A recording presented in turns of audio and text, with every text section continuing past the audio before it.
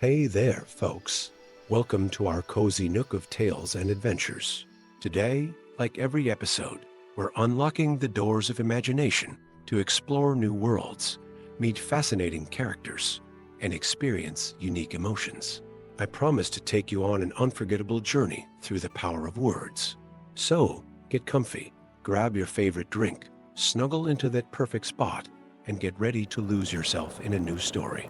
Leave the outside world behind for a while and dive with me into the depths of storytelling. If you enjoy our content and want to support the channel, consider hitting that subscribe button and giving the video a thumbs up. Now, without further ado, let's dive into today's story. The crimson light of dusk filtered through the stained glass windows of the Purple Dragon Tavern, casting otherworldly shadows across the weathered wooden floors. Young, Tavern absently rubbed the star-shaped scar on his wrist as he served mead to the usual crowd of weathered travelers and local craftsmen. For 18 years, that mark had been nothing more than a curious birthmark until tonight, when it began to pulse with an inner light that matched the rhythm of his heartbeat. Outside, the kingdom of Avaloria was changing. Dark whispers spread through the land like autumn leaves carried by an ill wind. Farmers spoke of shadows that moved against the light, of crops withering overnight, and of ancient stone circles humming with forgotten magic. In the tavern, these whispers grew louder with each passing day. "The seals are weakening," announced a hooded figure seated in the darkest corner of the tavern. The stranger's voice carried a musical lilt that marked her as one of the Silverwood elves, though few of her kind ventured this far into human lands anymore. As she pushed back her hood, Theron glimpsed eyes the color of storm clouds and hair white as moonlight. "The seals that bind what, my lady?" Theron asked, setting down a goblet of elvish wine before her. The elf's eyes fixed upon his wrist, where the star-shaped scar now gleamed with a faint blue light. "You bear the mark," she breathed, wonder and concern mingling in her voice. "I am Lyandra Dawnweaver, keeper of the ancient histories. That mark you bear, it is no ordinary scar. It is the sigil of the Dragon Kings, a bloodline thought lost a millennium ago." Before Theron could process this revelation, the tavern's heavy oak door burst open, and strode a man whose armor bore the scratches and dents of countless battles. His face was half hidden behind a beard streaked with gray, but his eyes burned with an intensity that spoke of purpose rather than madness. "I am Sir Galahad Ironheart," he announced, his voice carrying the weight of years spent guarding terrible secrets. "And if what I see before me is true, then we have precious little time. The shadow armies gather, and the corrupted dragons stir in their underground prisons. Thus began a night that would change not only Theron's life, but the fate of Avaloria itself." As patrons hurried home before nightfall, Lyandra and Sir Galahad revealed a truth that had been hidden for centuries. Deep beneath the earth, bound by ancient magic and powerful seals, slumbered dragons that had been corrupted by dark forces. The Dragon Kings of old had sacrificed themselves to imprison these beings, using their own bloodline's power to create the seals. Now, a being known only as the Shadow Lord had spent centuries gathering power, searching for a way to break these seals and unleash the corrupted dragons upon the world once more. Only one of Dragon King blood could strengthen the weakening seals or break them completely. "But I'm just a tavern boy," Theron protested, though the mark on his wrist now blazed like a captured star. "You are the last of a noble line," Lyandra corrected him, her eyes softening. "And you may be Avaloria's only hope." That night, as they journeyed under cover of darkness, Lyandra shared her own burden.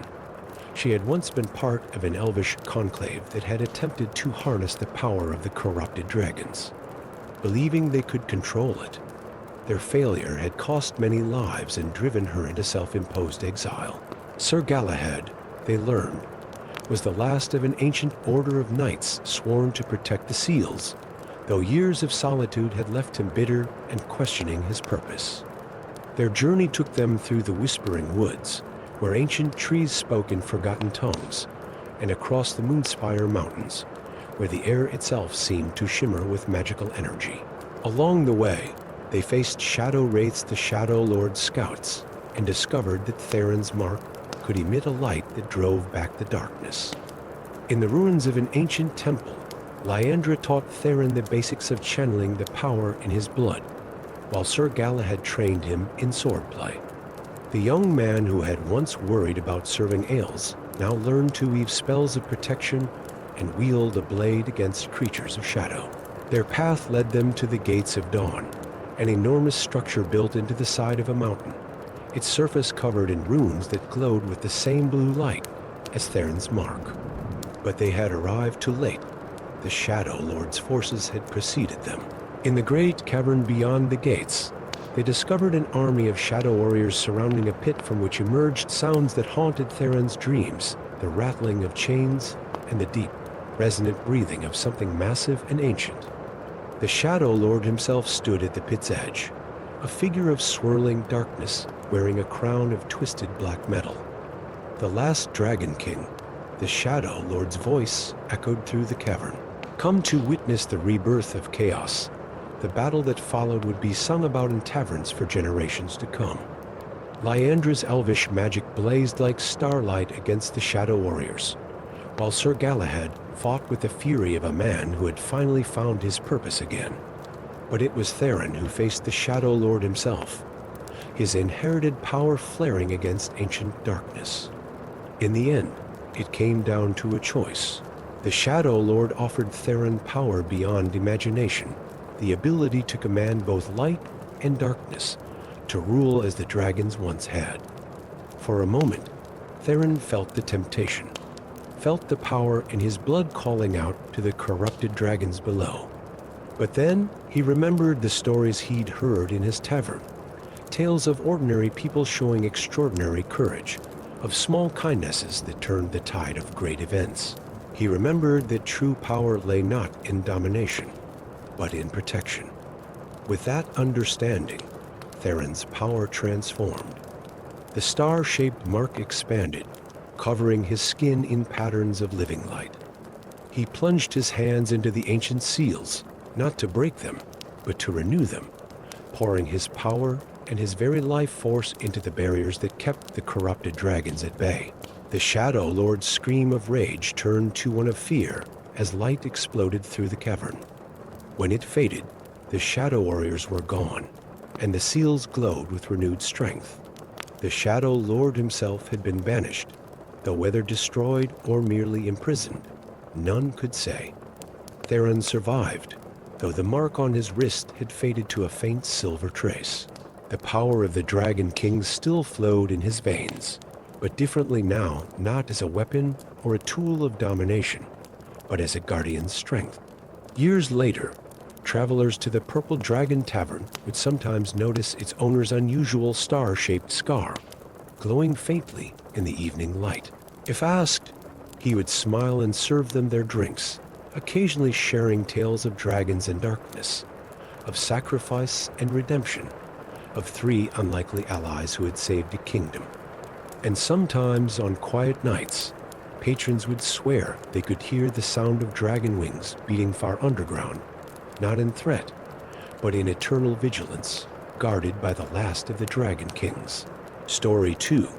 Moonlight spilled across the marble floors of the royal palace of Luminara like liquid silver, casting long shadows that danced and shifted in ways no natural shadows should.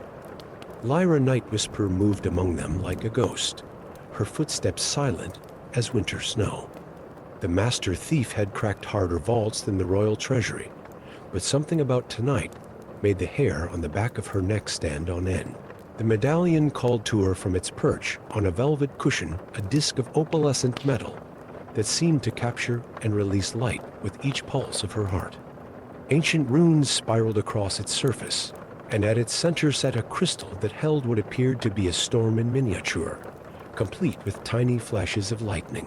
As her fingers closed around the medallion, a whisper echoed through her mind.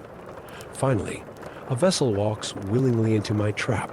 The voice was neither male nor female, ancient and musical as wind through crystal chimes.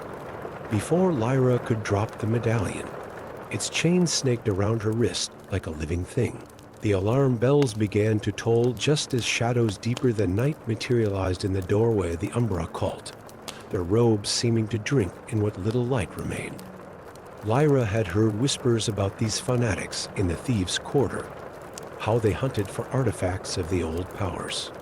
With the royal guard approaching from one direction and shadow cultists from the other, Lyra did what she did best: she improvised. Diving through a stained glass window, she rolled across the castle's outer battlements and disappeared into the maze-like streets of the capital. But escape wouldn't prove so simple.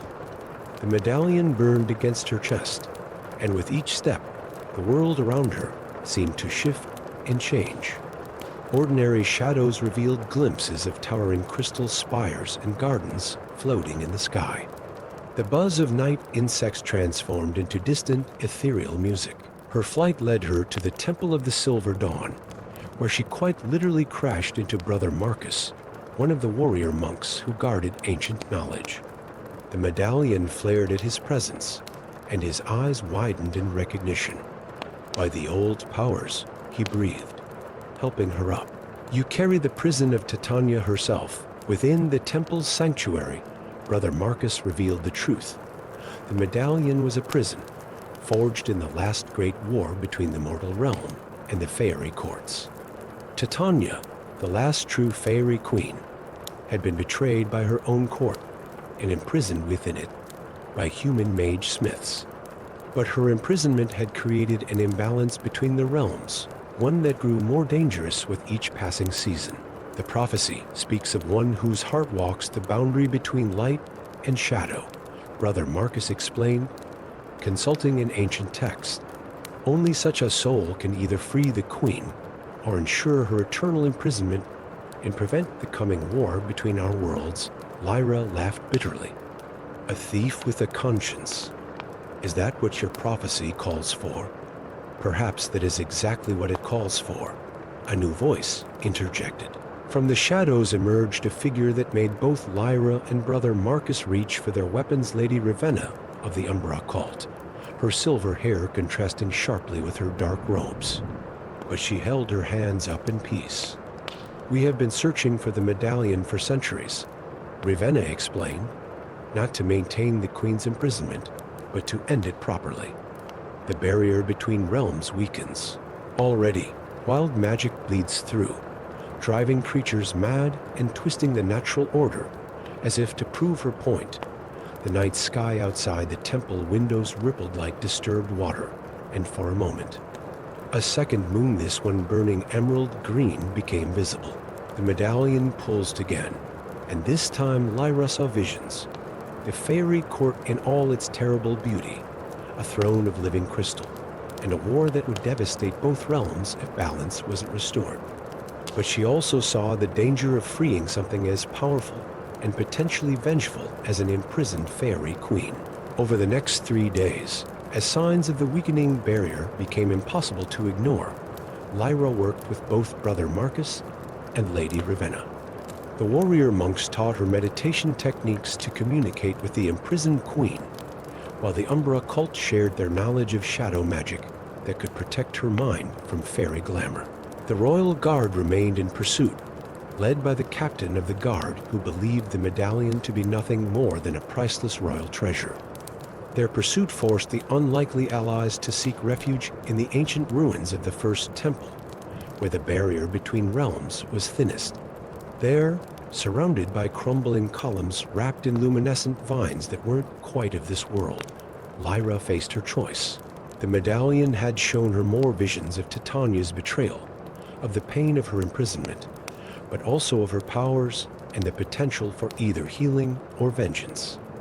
As moonlight filtered through the ruins' broken dome, Lyra placed the medallion in the center of a ritual circle. Brother Marcus began chanting in the ancient tongue, while Lady Ravenna wove shadows into a protective barrier around them. The royal guard had caught up, but they found themselves unable to penetrate the darkness that now surrounded the temple. Lyra reached out with her consciousness touching the storm trapped within the medallion's crystal. She felt Titania's presence ancient, powerful, and complex as a diamond with 1,000 facets. You understand what it is to be both light and shadow. Titania's voice echoed in her mind. To be neither fully one thing nor another. Free me, and I shall grant you power beyond mortal dreams. But Lyra had spent her life reading people, seeing past their masks and promises. She sensed something else in Titania's offer, not malice exactly, but a wildness that had grown during centuries of imprisonment, a desire for revenge that could destroy both realms. Instead of breaking the medallion as planned, Lyra did something unprecedented. She offered Titania a choice: freedom in exchange for a binding oath of peace, or a new prison, one that would allow the Fairy Queen to effect small changes in both realms while preventing the devastating war that loomed. The temple filled with light as Titania manifested partially a figure of starlight and shadow, her crown made of crystallized twilight. For a moment that stretched like eternity, the fate of two realms hung in the balance. Finally, Titania laughed a sound like silver bells in winter. "Clever thief," she said, her voice now audible to all. "You offer me a cage of my own choosing, yet a cage that allows me to protect my realm rather than simply rule it. Perhaps this is why the prophecy chose you." The medallion transformed, its metal flowing like quicksilver before reforming into a crown that merged with Titania's existing one. The queen's form became more substantial, yet still ethereal, existing in both realms at once. "Let it be known," she proclaimed, her voice echoing across both worlds, "that the thief Lyra Nightwhisper has earned her place as ambassador between our realms. The war is averted, not through complete separation or total union, but through balance, just as she herself balances between light and shadow."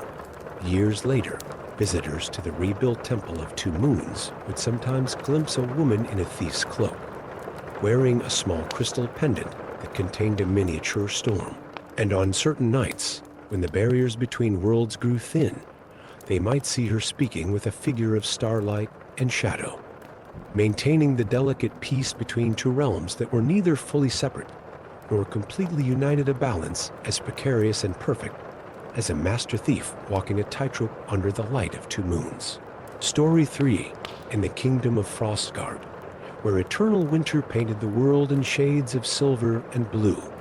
Prince Aldrich watched his breath crystallize in the frigid air of the castle's war room. Before him, a map of the realm stretched across a table carved from ancient ice, its surface marked with peculiar troop movements that made his heart grow colder than the perpetual winter outside. Lord Magnus, the realm's protector and Aldrich's mentor since childhood, stood at the window overlooking the training grounds. Below, soldiers moved with unnatural precision, their armor gleaming with an inner frost that shouldn't have been there. Their movements were too perfect, too synchronized, like dancers in a macabre ballet of ice and steel. "The realm needs strength," Magnus said, his voice as sharp as breaking icicles. "The eternal winter grows harsher, and the common folk grow weak. Only those who embrace the true power of ice can ensure our survival." But Aldrich had seen the truth in the deep vaults beneath the castle chambers filled with frozen soldiers, their eyes glazed with unnatural blue light. Magnus wasn't creating an army. He was freezing the souls of Frostguard's people, transforming them into unstoppable ice warriors bound to his will. That night, as the aurora borealis painted the sky in sheets of ghostly light, Aldrich fled the only home he'd ever known. A raging blizzard arose behind him, Magnus's doing, no doubt forcing him higher into the crystalline mountains, where even the hardiest of Frostguard's people feared to tread. The storm should have killed him. Instead, massive figures emerged from the whiteout, the giants of the high peaks, ancient enemies of Frostguard. Their leader, Grimjaw the Glacier-born, lifted Aldrich with hands the size of wagon wheels. "The ice speaks of your coming, little prince," Grimjaw rumbled, his voice like an avalanche in slow motion. It sings of betrayal and destiny intertwined in the giant's fortress, carved from a living glacier. Aldrich learned truths that shattered everything he thought he knew. The eternal winter wasn't natural, it was a prison, created ages ago to contain an entity known as the frost worm, a creature of such cold that its mere presence could freeze entire continents. The giants were not monsters but guardians, working ancient magic to maintain the prison. But Magnus had discovered a way to tap into the frostworm's power, slowly weakening its bonds. Each soldier he converted into an ice warrior pulled more of the ancient creature's essence into the world. Your people's magic flows in your blood, explained Grimjaw's sister, Winterheart the Sage. But you've been taught to see it as a tool for dominion. The true power of ice is in its ability to preserve, protect, and transform. For 3 months, as Magnus's ice army grew below, Aldrich learned the giant's ways. Winterheart taught him to listen to the songs of ice crystals, to understand how water dreamed of its solid form. Grimjaw showed him how to move with the weight of a glacier, to embrace both the strength and patience of the eternal ice. But it was young Crystalfist, smallest of the giant children, though still twice Aldrich's height, who helped him understand the most important lesson. Ice could be beautiful as well as dangerous, protective as well as destructive. Together, they created sculptures of frozen light and practiced the ancient ice dancing forms that the giants used to maintain their connection to the frozen elements. The warning came with the first sign of spring and impossibility in the eternal winter. The ice prison was failing. Magnus had amassed enough power to begin the final ritual that would fully free the frost worm, believing he could control its power. Aldrich knew it was time to return, but he wouldn't go alone. The giants, breaking centuries of isolation, agreed to fight alongside him, not for the throne, but for the very survival of the world. They attacked during the ritual itself, as Magnus stood in the castle's central courtyard, surrounded by his ice warriors. The battle that followed would be sung about for generations, giants wielding weapons of pure ice, their footsteps shaking the earth as they fought alongside the rightful prince of Frostgard. Aldrich confronted Magnus in the heart of the storm, where the air itself crystallized with each breath. His former mentor had transformed, his body now partially translucent, glowing with the same eerie light as his soldiers. You could have been part of this transformation, Magnus snarled, hurling spears of black ice. We could have ruled an empire of eternal winter, but Aldrich had learned new ways to dance with ice. He moved like the giants had taught him, letting the frozen wind guide his steps. Where Magnus sought to dominate the ice, Aldrich worked with it, redirecting its flow rather than forcing it to obey. The final confrontation came as the frost worm began to manifest a serpentine form of living glacier, its eyes holding the cold of the void between stars. Magnus reached out to seize its power, but Aldrich didn't try to fight the ancient being. Instead, he showed it what he had learned from the giants, the beauty of ice and balance, the strength and preservation, rather than destruction. The worm paused, seeing in Aldrich something it recognized, the understanding that true power lay not in domination, but in harmony. As Magnus made his final grab for control, the worm chose its ally. The following moment was both beautiful and terrible. The frost worm's power flowed not into Magnus, but into the ancient ice prison itself, strengthening rather than breaking it. Magnus's form crystallized completely, becoming a statue of perfect, transparent ice, a warning to future generations about the price of overreaching ambition. In the aftermath, as giants and humans together rebuilt what had been broken, Aldrich established a new order. The giants would no longer be enemies but honored allies, sharing their wisdom with selected students from Frostgard. The eternal winter remained, but now it was understood as a responsibility rather than a curse. Years later, travelers would speak of the Frost Prince who ruled alongside a council of giants, of a kingdom where ice dancers performed ancient rituals beneath the aurora borealis, maintaining the delicate balance that kept the realm safe. And deep beneath the castle, in chambers few were permitted to enter, a perfectly preserved ice statue stood as a reminder that true power comes not from controlling the elements, but from learning to dance with them. In Frostgard, winter remained eternal not as a prison anymore, but as a choice, a commitment to maintain the ancient boundaries between order and chaos, between power and wisdom, between the warmth of the heart and the necessity of ice. Story 4. The forge sang beneath Maeve's hammer, each strike drawing forth notes that lingered in the air, like whispers of ancient magic. In the heart of the mountain city of Drakemore, her workshop glowed with an otherworldly light that had nothing to do with the fires burning in her forge. The blades she crafted seemed to hum with their own inner music, and those who wielded them spoke of strange dreams of soaring through storm clouds and dancing with lightning. She never questioned these peculiarities until the night the blade she was forging began to weep tears of molten gold, and a voice like thunder spoke her true name, Maeve Solforge.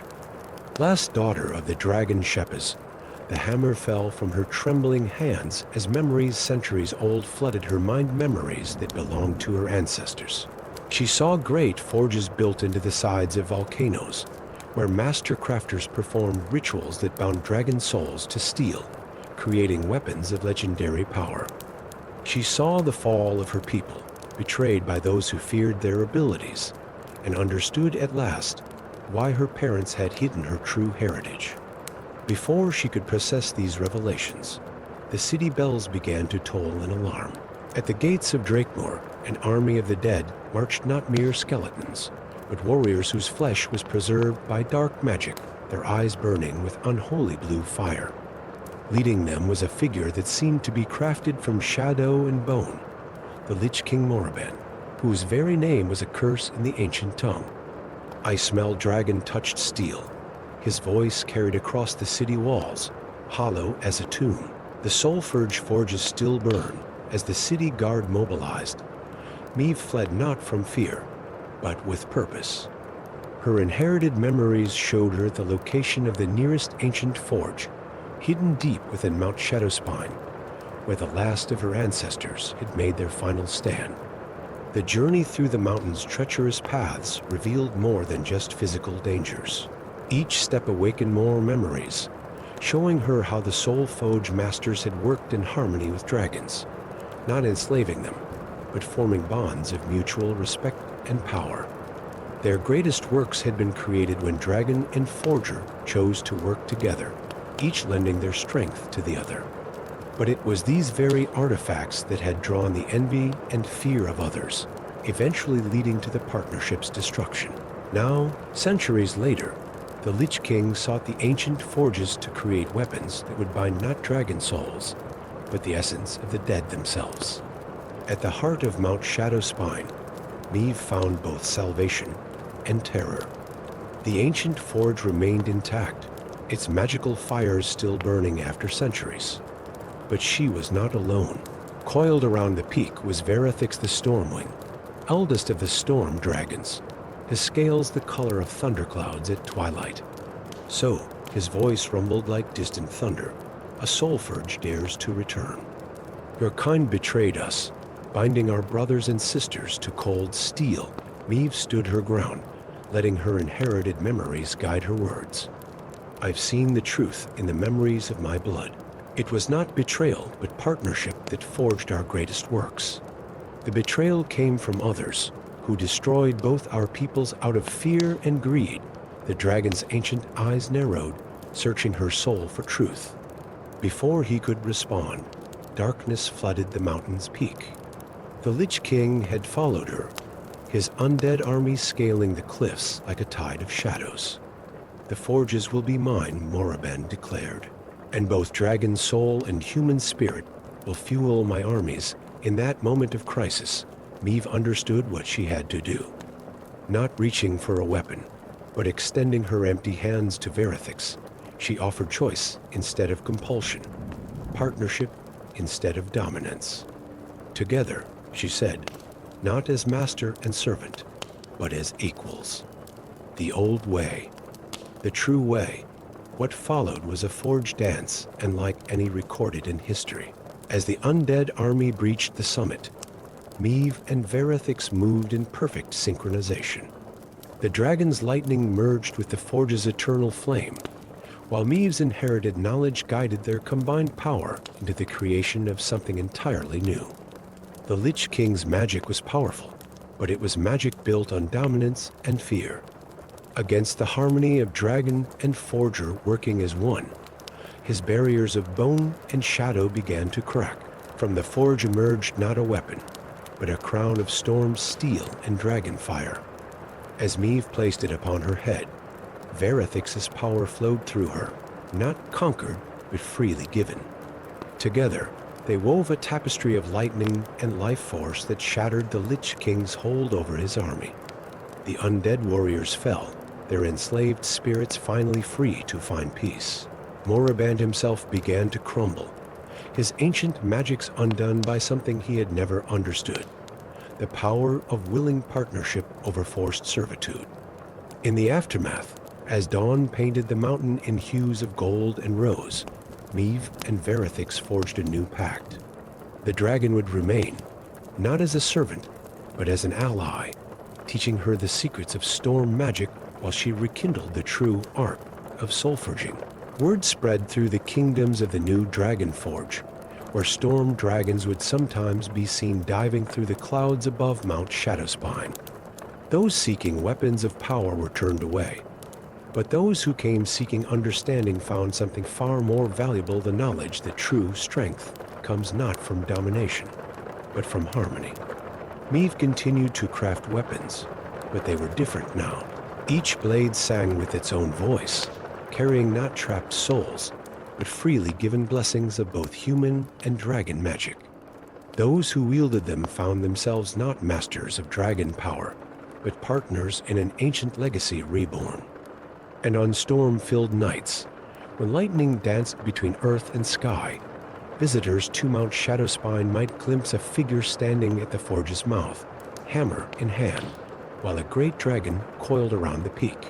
Together, they worked metal and magic, human and dragon, each strengthening the other, keeping alive an art that was never meant to dominate, but to unite the powers of earth and sky in perfect harmony. Story 5. Deep within the whispering forest, where ancient trees held secrets older than kingdoms, Ranger Rowan first saw the golden sap bleeding from the heart of the elder oak. The liquid light trickled down bark as black as midnight, each drop chiming like a tiny bell as it touched the earth. The forest fell silent, no bird song, no rustling leaves, as if nature itself held its breath. Rowan had walked these woods for 15 years, learning their rhythms and secrets, but nothing in his experience prepared him for what happened next.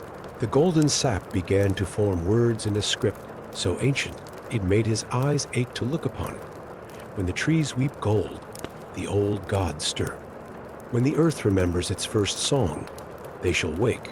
The words vanished like morning mist, but their echo remained in his mind. That same night, a figure appeared at his forest outpost, a woman in tattered priestess robes, her silver medallion of office broken in half. "I am Sister Lyria," she said, her voice carrying the weight of terrible knowledge. "I've abandoned my vows to prevent a massacre. The Crimson Dawn cult believes the time has come to bring back the old gods, no matter the cost." Before Rowan could respond, shadows moved at the edge of his vision. A figure stepped out of solid tree trunk, as if it were morning mist, a man with eyes that shifted color like autumn leaves. "I am Thorn," he said, his voice carrying echoes of wolf howls and rustling leaves. "Last of the shapeshifters, bearing a curse that binds me to this forest until the old gods either return or are forever banished." Together, they shared what they knew. Sister Lyria spoke of ancient texts that warned of the old gods' true nature, not benevolent deities, but beings of primal chaos who viewed mortal life as mere playthings. Thorn revealed how his ancestors had helped imprison these entities, their shape-shifting powers used to bind the old gods to slumber. The price was a curse that tied them to the forests that grew over the gods' prison. The golden sap was a warning. The bindings were weakening, and the Crimson Dawn cult planned to shatter them completely. They believed that sacrificing the essence of magic itself, the lifeblood of the world, would fully wake the old gods. "We must find the elemental guardians," Thorn said, shifting restlessly between human and wolf forms. They were created as a last defense. Should the bindings ever fail, their quest led them through realms of increasing strangeness. They sought the fire guardian in the heart of a volcano where flames danced in patterns that told stories of the world's creation. The water guardian dwelled in a grotto where waves moved backward and tears turned to pearls before touching the ground. The air guardian made its home in a mountain peak where the winds sang in human voices. But the earth guardian proved most elusive and most crucial, for it was through the earth that the old gods would first emerge. As they searched, the Crimson Dawn cult grew bolder. Villages reported strange ceremonies where cultists drew forth the magical essence of the land itself, leaving dead zones where nothing would grow. The curse on Thorn grew stronger as the old god stirred. His transformations became unpredictable, his very substance seeming to ripple between forms. Sister Lyria's broken medallion began to whisper in the voices of her murdered sisters, telling of how the cult had infiltrated and corrupted their sacred order. They found the Earth Guardian not in some distant sacred site, but in the very heart of the Whispering Forest, beneath the Elder Oak, where Rowan had first seen the golden sap. The ancient being had been there all along, waiting to be recognized rather than found. But the Crimson Dawn cult had followed them. As the Guardians began their ritual to strengthen the binding, cultists attacked with magic twisted by their dark purpose. They wielded spells that sought to drain not just magic, but the very life force from the world around them. The battle that followed would be forever marked in the forest's memory. Thorn fought with the combined fury of every creature whose form he could take, while Sister Lyria turned her corrupted priestess magic back against her former brothers and sisters. Rowan, connected to the forest through years of rangerhood, called upon every root and branch to aid their defense. The Elder Oak became their final battleground, its golden sap flowing faster as the barriers between worlds grew thin. Through gaps in reality, they caught glimpses of the old gods stirring in their prisoned beings of such alien majesty and horror that merely looking upon them was to risk madness. The cult's leader, revealed as an ancient being who had once served the old gods, began the final ritual. But Thorn recognized the true meaning of his curse. It wasn't a punishment, but a key. The shapeshifters hadn't been bound to the forest as penalty, but as guardians themselves, their very instability helping to maintain the prison. Understanding bloomed like dawn. Sister Lyria's broken medallion, Rowan's connection to the forest, Thorn's curse. They were never meant to wake the guardians. They were meant to become them. As the cult's ritual reached its peak, the three joined hands beneath the Elder Oak. Thorn's power to change, Lyria's divine connection, and Rowan's bond with nature merged with the Guardian's ancient power. The old gods reached for freedom and found a new prison, one forged of mortal determination and sacrificial love. The cult's power broke. The golden sap ceased to flow, replaced by a subtle glow that suffused the entire forest. The old gods returned to their slumber, bound now by chains of humanity's own making. But victory came with a price. Thorn's curse became a blessing, allowing him to shift not just between animal forms, but between the material world and the realm of dreams where the old gods slept, keeping eternal watch.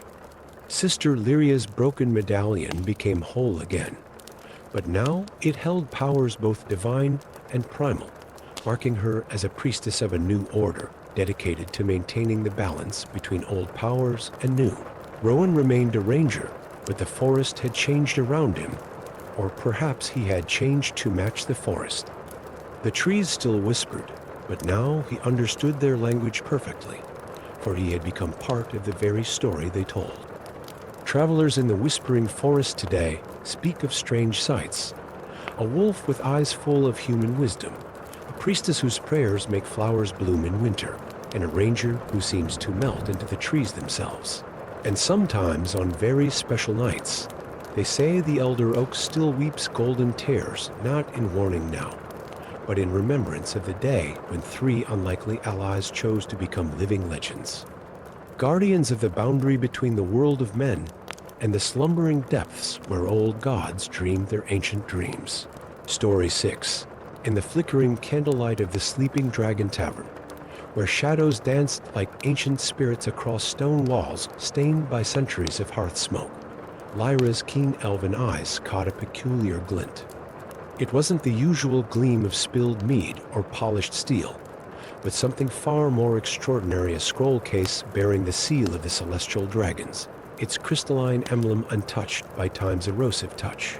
The tavern, nestled in the mist-shrouded mountains of the northern reaches, had long been a sanctuary for travelers and tale spinners alike. But on this night, as winter winds howled like hungry wolves beyond its thick wooden doors, destiny wrapped its fingers around the throat of the realm. Lyra, her silver hair catching the firelight like strands of starlight, knew the significance of her discovery instantly. The last of the Starburn Rangers, she had spent centuries protecting the secrets of the ancient world. Her fingers, calloused from countless battles yet still graceful, traced the intricate patterns on the scroll case before carefully breaking the seal. The parchment within bore a map drawn in ink that seemed to shift and move like liquid starlight.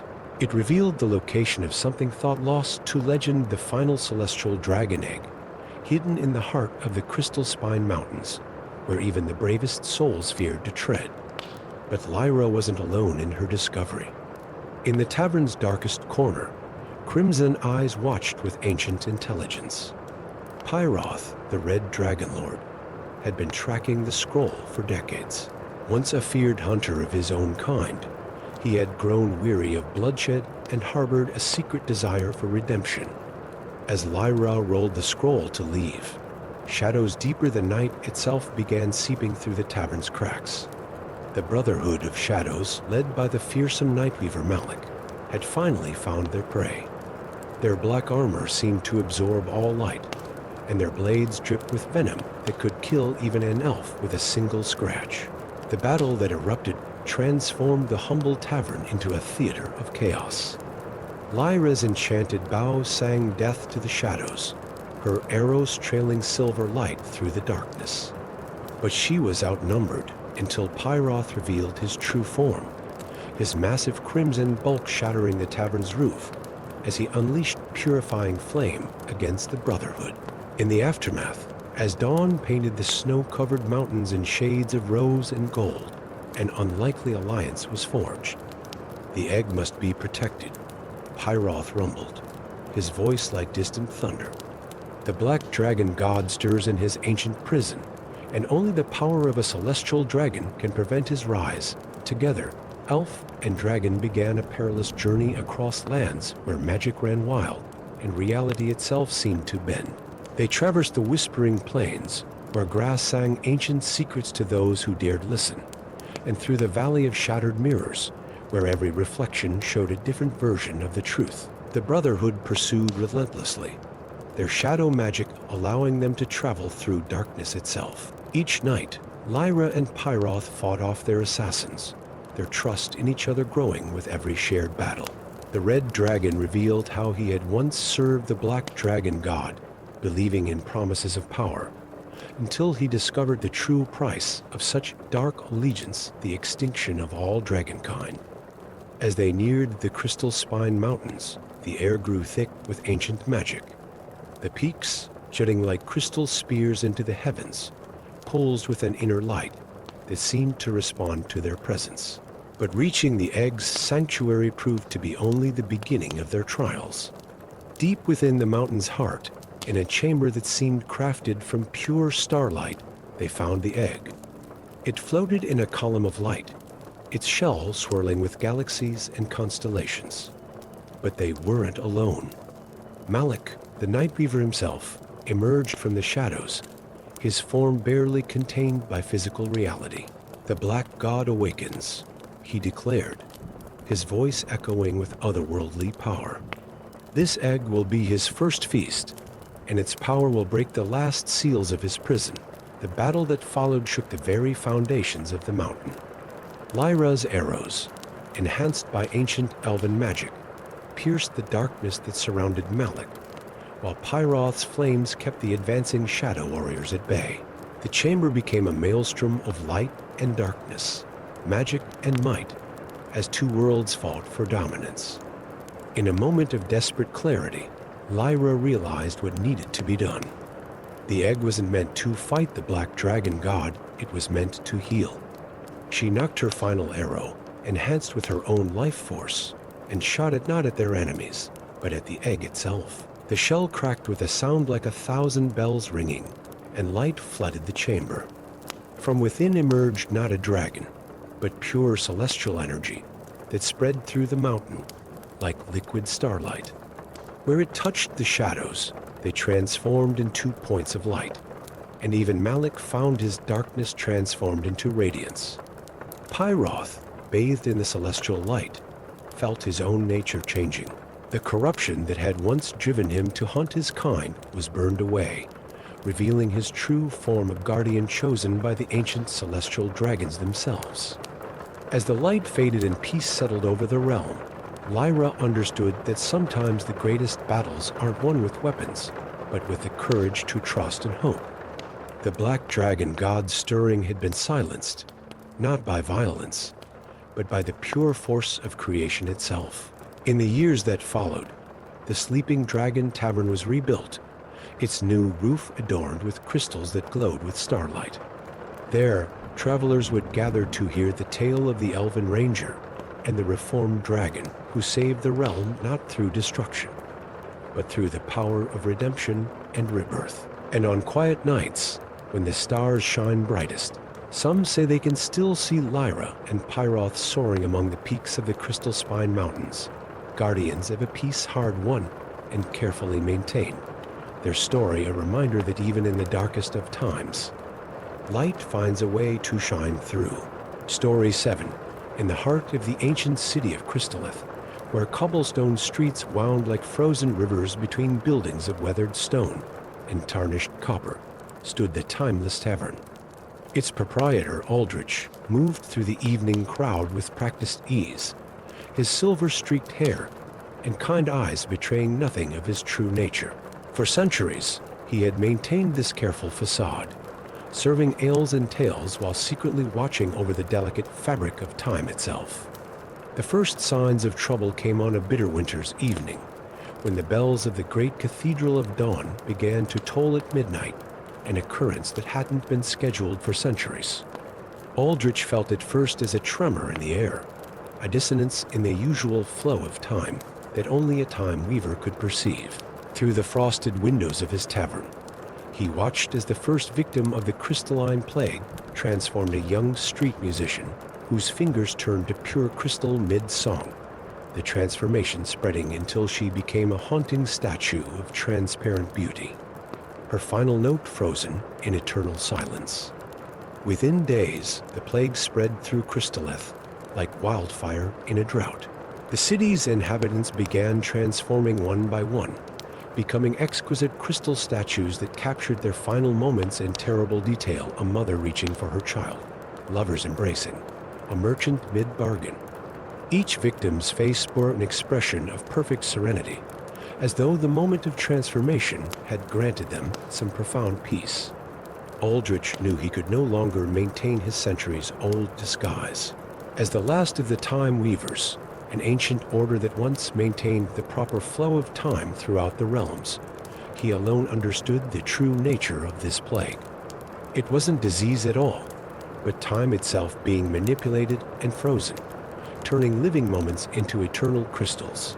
His suspicions were confirmed when Queen Isolde of the Winterfire appeared in his tavern one stormy night, her presence causing frost to spread across the wooden floors and her silver hair floating as though underwater. Once his greatest adversary in the time wars of the elder days, she now came seeking alliance. The frozen time is returning. Time Weaver, she said, her voice like ice crystals chiming in the wind. Kronos the corrupted has awakened from his prison beneath the eternal glacier. Aldrich's hands trembled as he poured 2 glasses of ancient fairy wine. Impossible. We sealed him away together, you and I, 1,000 years ago. Nothing is impossible when time itself becomes malleable, Isolde replied, touching one of the frozen victims outside the window. He seeks to create his eternal moment, a world frozen in perfect crystalline stasis forever. Together, they discovered that each transformed victim acted as a focal point, slowly spreading the temporal stasis outward. Kronos, once a time weaver who had gone mad with the desire to preserve beauty eternally, was using these crystal statues to gradually freeze all of reality into a single, perfect moment. The unlikely allies began their desperate quest to stop the spreading stillness.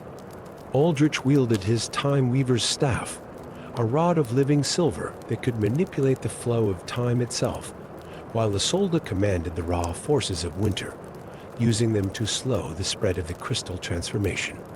They tracked the plague to its source, the ancient chronometer tower at the city's heart.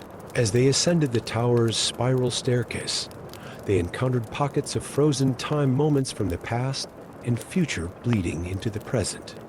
They witnessed the city's founding, its future ruins, and countless moments in between, all overlapping in a dizzying temporal maze. At the tower's summit, they found Kronos, his form both ancient and youthful, existing in multiple moments simultaneously. The corrupted Time Weaver's body was partially crystallized, his movements leaving trails of frozen time in the air. Why fight the inevitable? Kronos asked, his voice echoing from multiple moments at once. In my eternal moment, nothing will ever decay. Nothing will ever be lost. No one will ever have to say goodbye. The battle that followed transcended ordinary combat. Kronos wielded time like a weapon, aging stones to dust or reverting them to molten rock. Aldrich countered by creating bubbles of accelerated time, while Isolde's winter magic froze Kronos's temporal attacks into harmless crystals. But as the fight raged on, Aldrich realized that victory wouldn't come through force.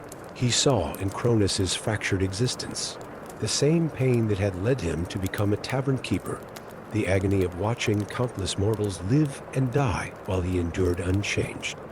The difference was that while Aldrich had found purpose in preserving these precious, fleeting moments, Kronos sought to trap them in eternal crystal. In a desperate gambit, Aldrich lowered his staff and stepped forward. I understand your pain, brother, he said, reaching out to the corrupted Time Weaver. But it's the very impermanence of moments that makes them beautiful. As he spoke, Isolde wove her winter magic into Aldrich's words, creating crystalline images of all the moments of joy and sorrow they had witnessed over their long lives, births and deaths, triumphs and failures, all the bittersweet beauty of time's passage. Kronos hesitated, his fractured existence momentarily unified by understanding. In that instant of clarity, Aldrich and Isolde combined their powers not to destroy, but to heal. They wove a new kind of temporal magic, one that would allow Kronos to experience the beauty of change while maintaining his consciousness. The crystal plague began to reverse, each statue returning to flesh and life, their frozen moments released back into time's flow. Kronos himself transformed, his crystalline form becoming fluid once more, though now balanced between temporal stability and change. In the aftermath, as the city slowly returned to normal, Aldrich returned to his tavern, though no longer hiding who he was. The timeless tavern became a sanctuary for those seeking to understand time's mysteries, with both mortals and fae gathering to share stories of their own precious moments.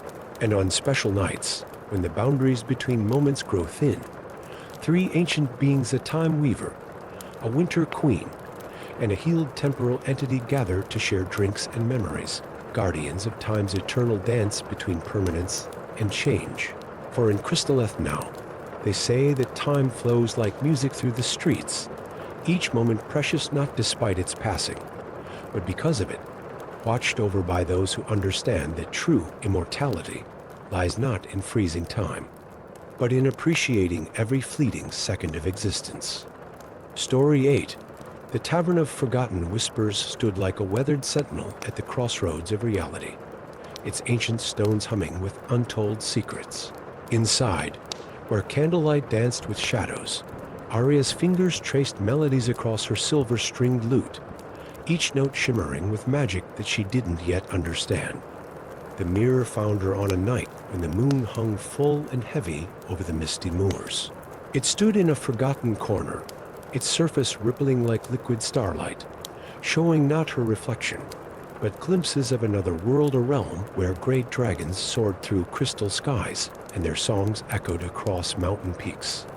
As she stepped closer, entranced by the visions, a figure emerged from the shadows, Prince Garrick of the Western Realms. But this was not the noble prince of legend.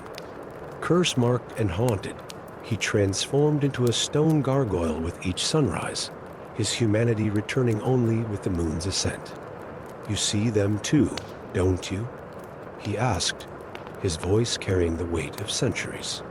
The dragons that were never truly slain, merely imprisoned by those who feared their power. Through the mirror's surface, Arya witnessed the truth of the ancient war. The dragons hadn't been destroyed by the legendary dragon knights, as history claimed. Instead, they had been trapped between dimensions by a powerful spell, their realms sealed away by the combined might of the 7 kings of old. But the mirror revealed more. In that parallel realm, the dragon's imprisonment had begun to fracture the very fabric of both worlds. Their songs, once the foundation of all magic, had been silenced for too long. Reality itself was slowly unraveling, thread by thread. Arya discovered that her music, infused with ancient power she'd never understood, could reach across the dimensional barrier. Each note she played resonated with the dragon's own songs, creating bridges between the worlds. The curse that bound Garrick was connected to this truth. He had been transformed by the same magic that imprisoned the dragons, a living lock to help maintain their chains. Together, they embarked on a desperate quest to prevent the collapse of both realms. By day, Garrick soared in his gargoyle form, carrying Arya to sacred sites where the barrier between worlds grew thin. By night, he shared the forgotten lore of his cursed bloodline, teaching her the true names of dragons and the power they held. Their journey took them to the Crystal Cathedral, where the original spell of imprisonment had been cast. Here, the air itself seemed to vibrate with trapped melodies, and shadows of dragons danced across stained glass windows. But they weren't alone in their quest. The Shadowmancer's Guild, led by the enigmatic Lady Ravencroft, had long protected the secret of the dragon's imprisonment. They believed releasing the dragons would bring about the realm's destruction, refusing to see that keeping them chained was causing even greater harm. In the cathedral's heart, where reality rippled like heat waves over desert sand, Arya and Garrick made their final stand. As guild assassins closed in, Arya began to play her most powerful song, yet a melody that wove together the music of both worlds. Garrick, caught between his forms in the space between day and night, used his dual nature to help bridge the divide. The mirror from the tavern, carried with them throughout their journey, began to resonate with Arya's song. Its surface cracked, not in destruction, but in transformation, becoming a portal between realms. Through it came the dragon's answering chorus, a harmony of power that shook the very foundations of the world. Lady Ravencroft raised her staff to strike, but faltered as the truth became clear. The dragon's song wasn't one of vengeance, but of healing. The magic that had been missing from their world, the source of failing spells and fading wonders, had been the dragon's music all along. As Arya's song reached its crescendo, the barriers between worlds dissolved. Dragons poured through like living rivers of light, their scales reflecting thousands of stars. But instead of bringing destruction, their presence restored balance. Magic flowed freely once more, and the realms began to heal.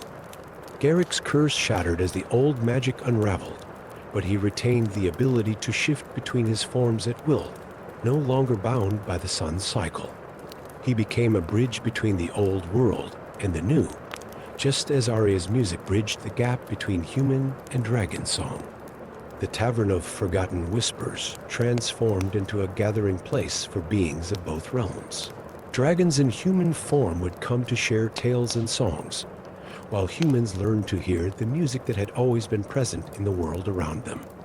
And on special nights, when the stars aligned just so, Arya would play her silver-stringed lute, while Garrick soared with their dragon allies through skies filled with possibilities.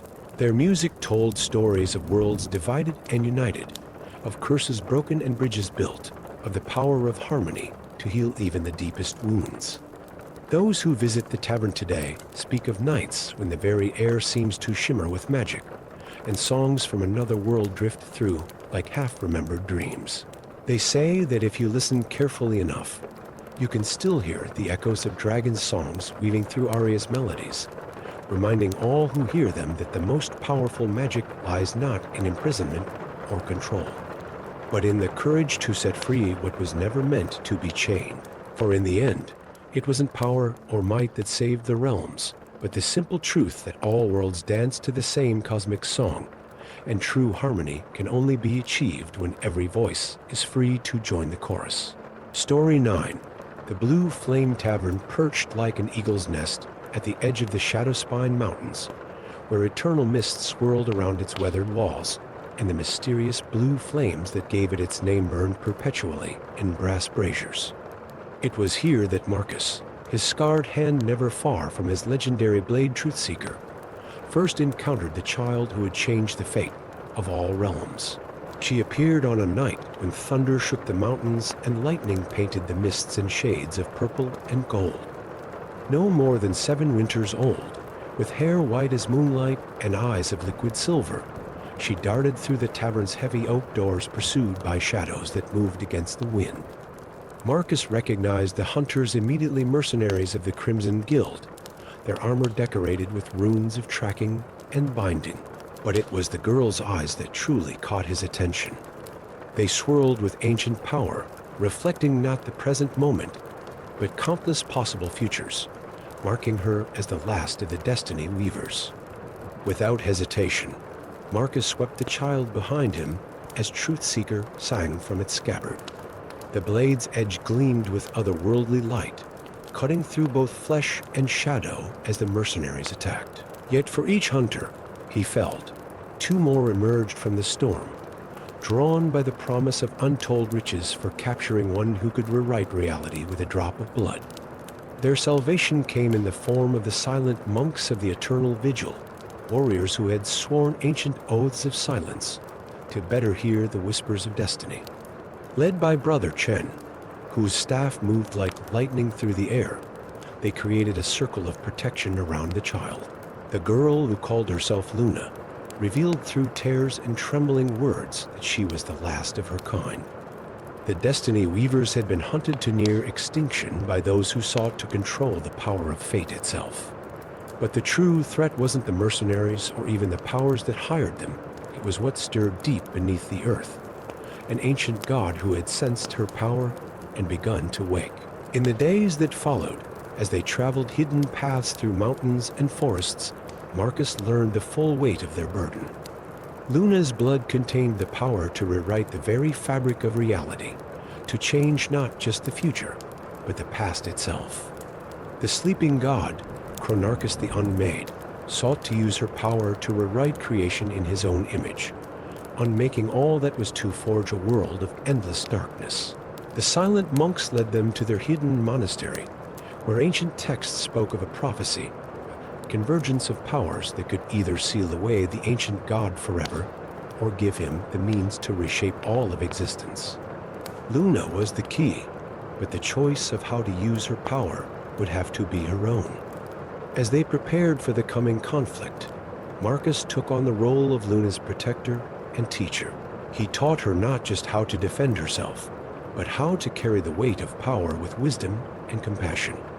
The silent monks shared their ancient knowledge, teaching Luna to understand and control her abilities through meditation and careful practice.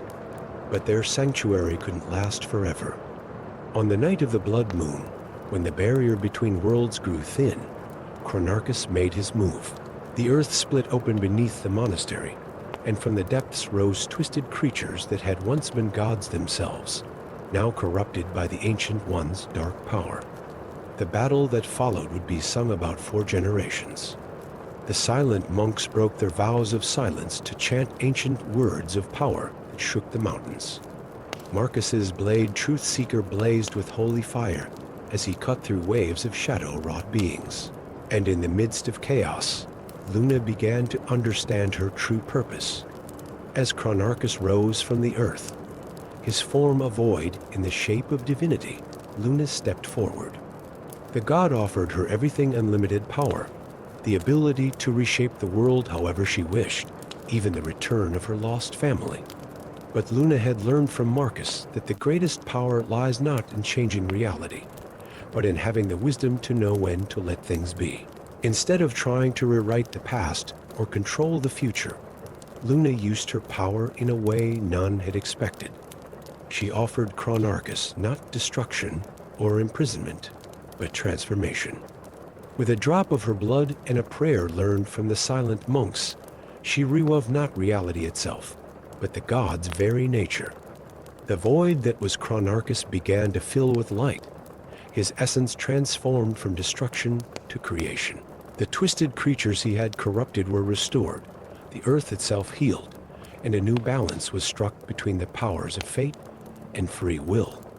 In the aftermath, the Blue Flame Tavern was rebuilt atop its mountain perch, its eternal flames now burning with silvery light that matched Luna's eyes.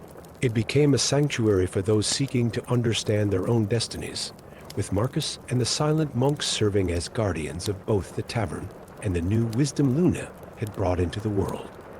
Luna grew into her power not as a weapon to be feared or a tool to be used, but as a bridge between what was and what could be. She learned that the greatest change comes not from rewriting reality, but from helping others find the courage to shape their own destinies. And on quiet nights, when the mists swirl thick around the tavern's walls, visitors speak of seeing a young woman with silver eyes sitting by the blue flames, listening to the stories of travelers and occasionally, with the smallest drop of blood and the greatest of wisdom, helping them find their way to a better future. For in the end, the power to change destiny wasn't found in the rewriting of reality, but in the courage to face it, the wisdom to accept it, and the strength to improve it one small choice at a time.